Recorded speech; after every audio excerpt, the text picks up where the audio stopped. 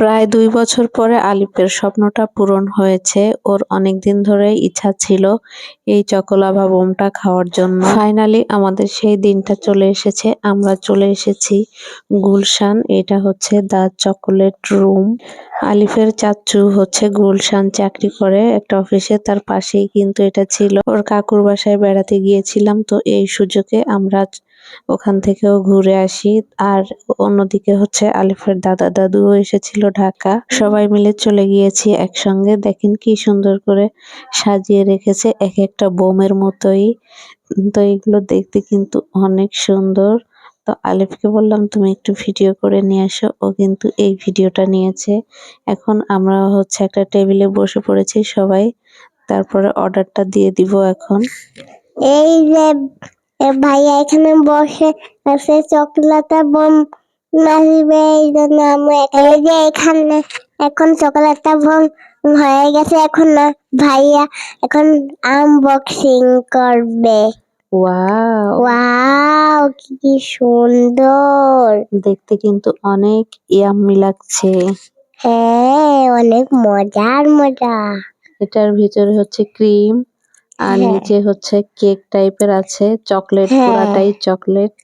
পুরোটাই চকলেট, অনেক মজার। হ্যাঁ, দেখো ভাইয়া কি করতেছে। হ্যাঁ। পাশে কিন্তু আলিফের দাদাও বসা। ওর দাদু আছে, ওর ছোট চাচি আছে, আমি, ওর ছোট চাচা, আমরা কিন্তু সবাই গিয়েছিলাম। এখন খাওয়া হবে চকলেট। ওয়াও, এটা কিন্তু অনেক গরম ছিল। তো আমরা হ্যাঁ। সবাই মিলে একটু একটু টেস্ট নিচ্ছিলাম যে কেমন। তো আয়রা এদিকে চকলেট গুলোই বেছে বেছে খাচ্ছিল। তো আমরা ফার্স্ট টাইমই এটা ট্রাই করেছি। এটার ভিতর আইসক্রিম, কেক।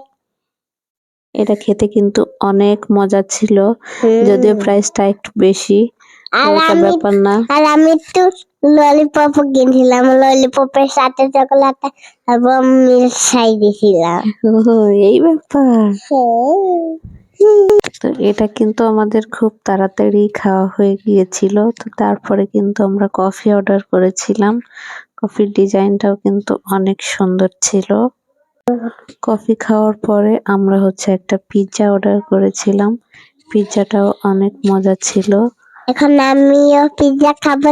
আমি হলো উঠাই নিচ্ছি, তারপর হলো কেটে নিয়ে আমাকে দিবে, তারপর মজা করে খাবো। আমারটা আমি বলো, আমার ছোট কাকু আমাদেরকে সার্ভ করে দিচ্ছে। আমার ছোট কাকুটা সার্ভ করে দিচ্ছে আমাকে, এই জন্য সবাই আমি ভালো থাকবেন। ভিডিওটা এখানেই শেষ করছি।